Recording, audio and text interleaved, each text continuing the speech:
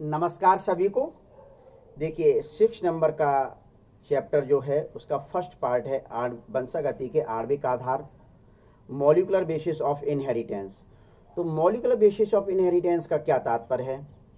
Inheritance का मतलब क्या होता है कि पेरेंटल कैरेक्टर को जनरेशन टू जनरेशन ट्रांसफर करना, पेरेंटल कैरेक्टर को जनरेशन टू जनरेशन ट्रांसफर करना। तो अब पेरेंटल कैरेक्टर को जनरेशन टू जनरेशन जो ट्रांसफर किया जाता है वो किनके माध्यम से किया जाता है? पेरेंटल कैरेक्टर को जनरेशन टू जनरेशन जो ट्रांसफर किया जाता है, एक पदार्थ होता है, इस पदार्थ को न्यूक्लिक एसिड कहा जाता है। इस पदार्थ को क्या कहा जाता है? न्यूक्लिक एसिड के नाम से जाना जाता है। वही पदार्थ मुख्य रूप से एक पीढ़ी से दूसरी पीढ़ी में लक्षणों को ले जाने का कार्य करता है, जिसको न्यूक्लिक एसिड कहा जाता है। क्या कहा जाता है? Nucleic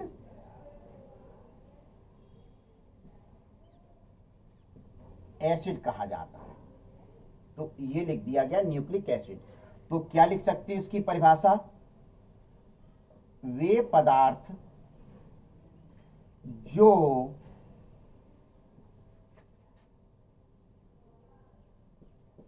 generation to generation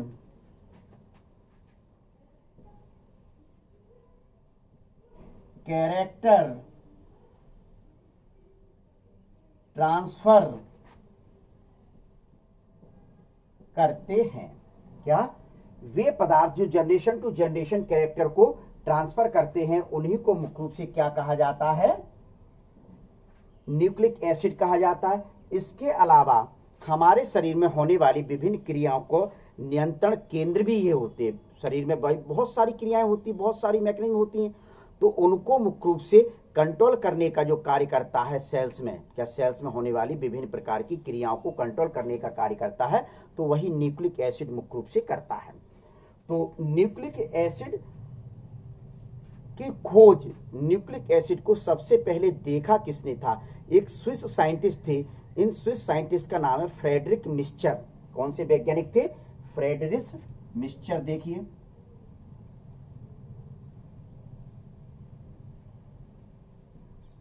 Frederick Miescher ने 1869 में, कब? 1869 में मुख्य रूप से खोजा और न्यूक्लिन नाम दिया। क्या नाम दिया? न्यूक्लिन नाम दिया। अल्टमान साइंटिस्ट जो थे, अल्टमान साइंटिस्ट ने इनके एसिडिक नेचर को देखा, तो 1899 में क्या इसको न्यूक्लिक एसिड नाम दिया। क्लियर? फिर इसके बाद एक लेविन साइंटिस्ट थे।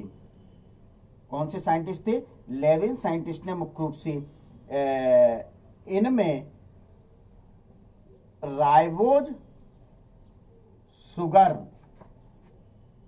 वाले न्यूक्लिक एसिड को देखा सबसे पहले। क्या? न्यूक्लिक एसिड को देखा। तो इन्होंने इस बेस पर मुख्य रूप से इसको दो भागों में बांट दिया कि मतलब ये कितने प्रकार के होते हैं? दो प्रकार के होते हैं। डीएनए, डीएनए की full form deoxy ribo nucleic acid. Full form note कर लीजिए सबसे पहले, डीऑक्सी राइबो न्यूक्लिक एसिड। दूसरा मुख्य रूप से जो होता है वह कौन सा होता है? आरएनए। आरएनए की full form ribo nucleic acid. क्या फुल फॉर्म है? Ribo nucleic acid. तो आपके पास आ गए दो प्रकार के न्यूक्लिक एसिड आ गए। तो पहले आप थोड़ा सा डीएनए पर, फिर आरएनए पर।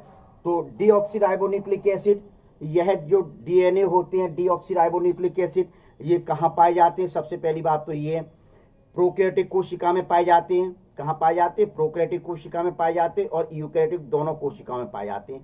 प्रोकैरियोटिक कोशिका में यह डीएनए फॉर्म में ही पाए जाते हैं और पेरेंटल कैरेक्टर को जनरेशन टू जनरेशन ले जाने का कार्य करते हैं। इसके अलावा यह जो यूकैरियोटिक सेल्स होती है, इस यूकैरियोटिक सेल में ये मुख्य रूप से क्लोरोप्लास्ट माइटोकॉन्ड्रिया के अंदर पाए जाते हैं, क्लोरोप्लास्ट और माइटोकॉन्ड्रिया में पाए जाते हैं।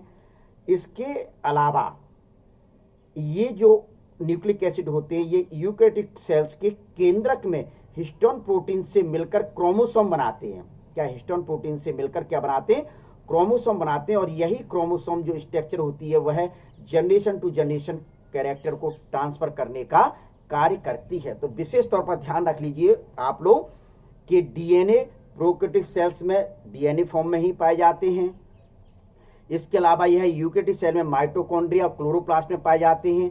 लेकिन यूकैरियोटिक सेल के न्यूक्लियस में यह मुख्य रूप से हिस्टोन प्रोटीन के साथ मिलकर क्रोमोसोम बनाते हैं जो पेरेंटल कैरेक्टर को जनरेशन टू जनरेशन ट्रांसफर करने का कार्य करते हैं। तो ये और आरएनए कुछ वायरस में मुख्य रूप से क्या कार्य करते हैं? पेरेंटल कैरेक्टर को ट्रांसफर करने का कार्य करते हैं। अदरवाइज आरएनए के द्वारा जो कार्य किया जाता है वह मुख्य रूप से प्रोटीन सिंथेसिस का कार्य किया जाता है। आरएनए का यदि कोई पूछे मेन फंक्शन क्या होता है तो आरएनए का मेन फंक्शन आप क्या बताएंगे? प्रोटीन सिंथेसिस का। यदि कोई कहे कि सर क्या ये मतलब genetic generation to generation character को ट्रांसफर नहीं करते? बिल्कुल करते हैं, लेकिन मुख्य रूप से कुछ वायरस में ही मुख्य रूप से ये जनरेशन टू जनरेशन कैरेक्टर को ट्रांसफर करने का कार्य करते हैं। तो ये आपका क्या न्यूक्लिक एसिड का इंट्रोडक्शन है। सबसे पहले अब बताया जाता है कि न्यूक्लिक एसिड के कैरेक्टर क्या हो सकते हैं। तो लिख दूं character.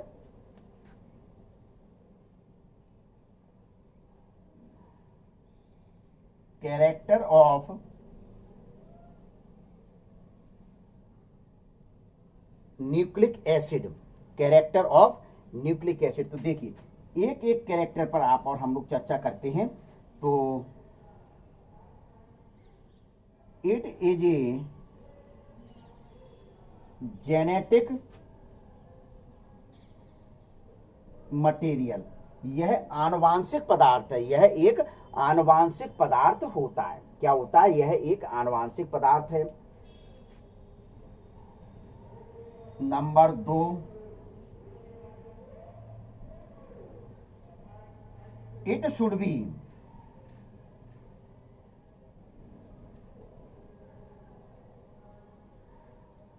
Self replicated.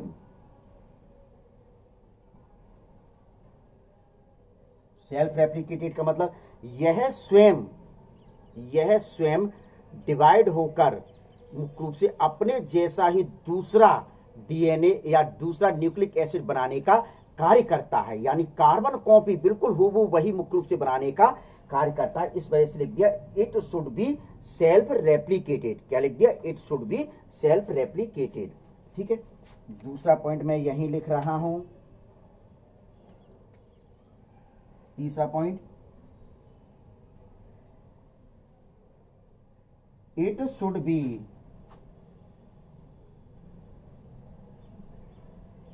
inherited by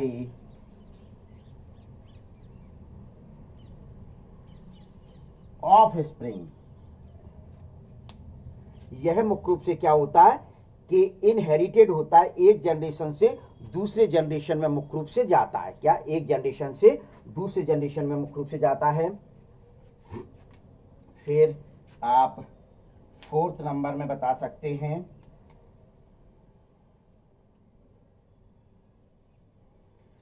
it store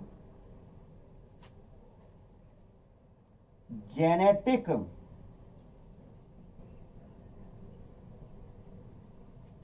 information.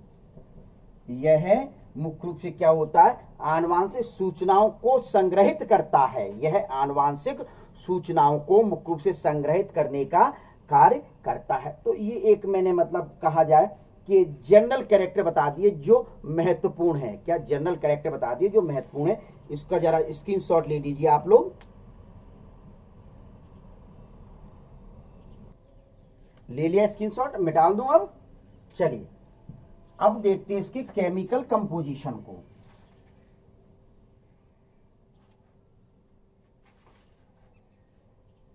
क्या देखेंगे? Chemical composition. तो देखिए क्या होता है इसका केमिकल कंपोजिशन।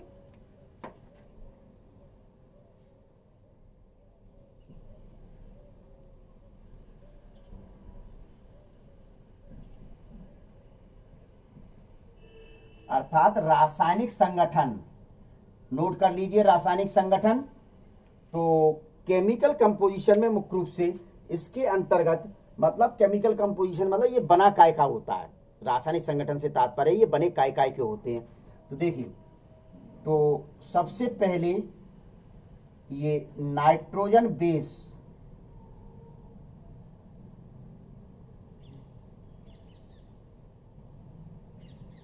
नाइट्रोजन बेस दो प्रकार के होते हैं। नंबर एक प्यूरिन और नंबर दो पिरामिडिन। प्यूरिन दो प्रकार के होते हैं, एडिनिन और ग्वानिन। ये तीन प्रकार के होते हैं, साइटोसिन, थायमिन और यूरेसिन। आप लोग फुल फॉर्म लिख लीजिए, मैं शॉर्ट फॉर्म ही लिखूंगा। Adenine, A for adenine, G for guanine, C for cytosine, T for thymine और यू फॉर यूरेसिन। क्लियर? तो इनको मैंने शॉर्ट फॉर्म क्यों लिखा? क्योंकि आपकी हैबिट में आ जाए, क्योंकि यह शॉर्ट फॉर्म के रूप में ही जाने जाते हैं। आप कहीं भी देखेंगे, कहीं भी लिखा देखेंगे तो ये शॉर्ट फॉर्म के रूप में पूछे जाते हैं। तो adenine, guanine, cytosine, thymine, uracil. ठीक है, तो ये आपका क्या हुआ? पहला, इसका वन मॉलिक्यूल, विशेष ध्यान रखें, एक मॉलिक्यूल। ठीक है। दूसरा मुख्य रूप से कौन सा आता है? Pentose sugar. पेंटोज शुगर में मुख्य रूप से दो शुगर आ जाती हैं। ये मोनोसैकेराइड शुगर है, विशेष ध्यान रखना, डी ऑक्सी राइबोज शुगर पहली नंबर की। दूसरे नंबर की शुगर कौन सी है?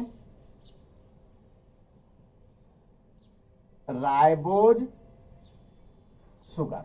ठीक है, तो ये दूसरा भाग हुआ। इनका भी वन मॉलिक्यूल,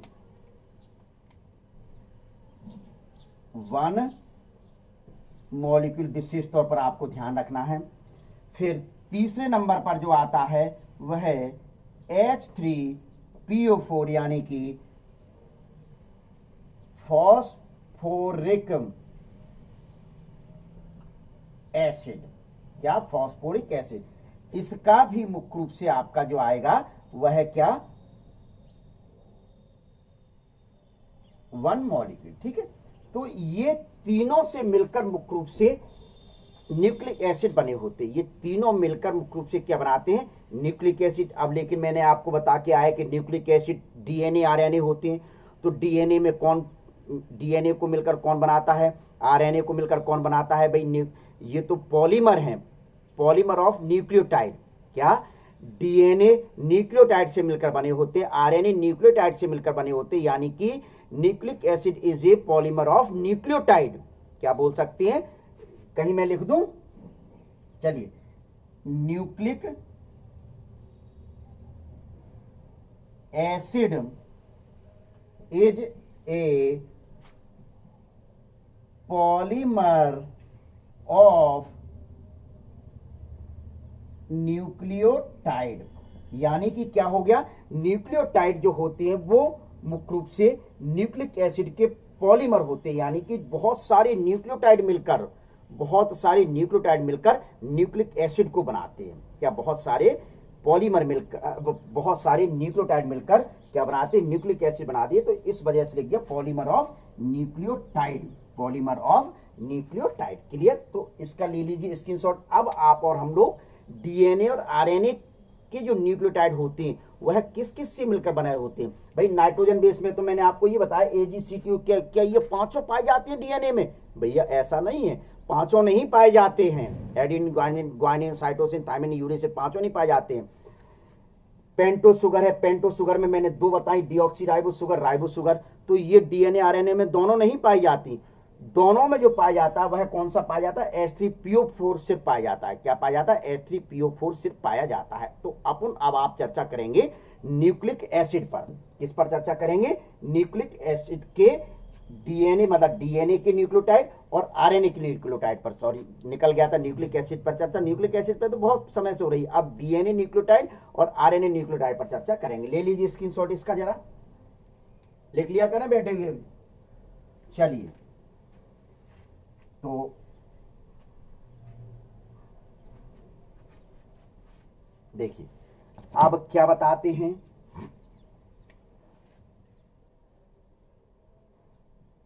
डीएनए न्यूक्लियोटाइड। तो देखिए डीएनए न्यूक्लियोटाइड में क्या क्या बनेंगे, A G C T plus deoxyribose sugar.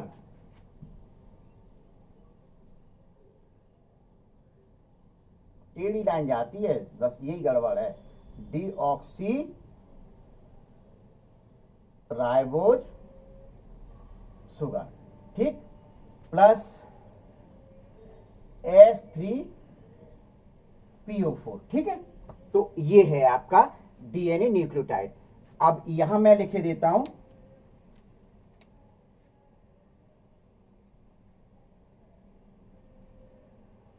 इन सभी का एक एक मॉलिक्यूल, ठीक है, इन सभी का एक एक मॉलिक्यूल मुख्य रूप से ये होता है। अब दूसरा आता है आरएनए मॉलिक्यूल, आरएनए न्यूक्लियोटाइड। देखिए आरएनए न्यूक्लियोटाइड को कौन बना रहा है, AGCU plus ribose sugar plus H3PO4, ठीक है, ये H3PO4। तो यहां भी आप लिख सकते हैं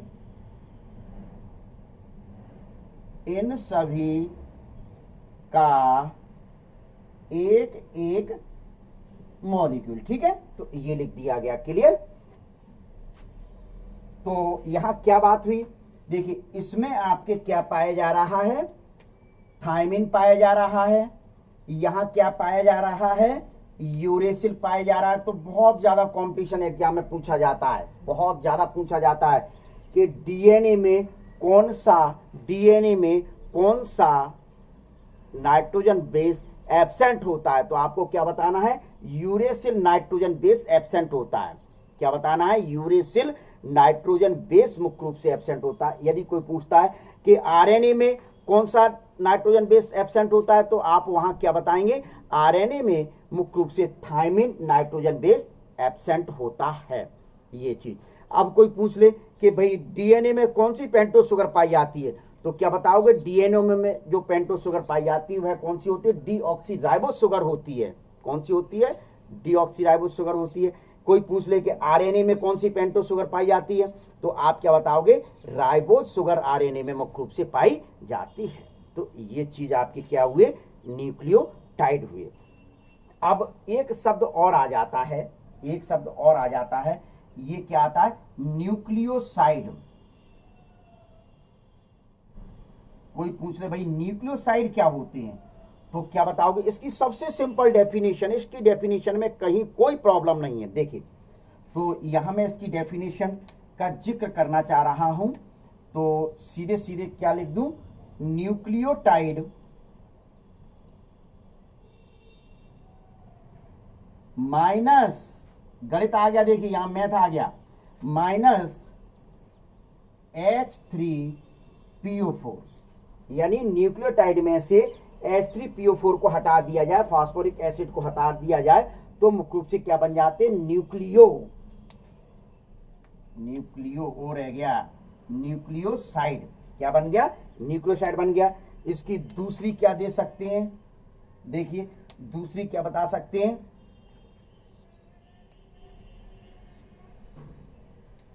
नाइट्रोजन बेस प्लस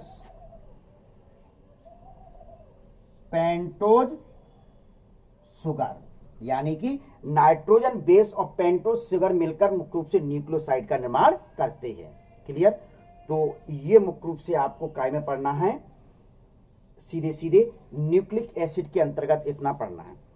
अब जो इसका सेकंड जो पार्ट आएगा, इस सेकंड पार्ट में आपको बताया जाएगा कि DNA as a genetic material, क्या DNA as a genetic material, अभी मैं लगातार कहते आया ना, कैरेक्टर में भी लिखा था it is a genetic material. भाई ये जेनेटिक मटेरियल होता है, तो ये जेनेटिक मटेरियल तो होता है, लेकिन इसके क्या प्रूफ हैं? वैज्ञानिकों ने ऐसे क्या क्या प्रूफ दिए कि जिसके कारण डीएनए को आज जेनेटिक मटेरियल के रूप में स्वीकार किया जा रहा है। तो आज आप और हम लोग पार्ट 2 में DNA as a genetic material अर्थात डीएनए आनुवांशिक पदार्थ होता है, इस बिंदु पर, इस विषय पर चर्चा करेंगे। ले लीजिए इसका स्क्रीनशॉट जरा।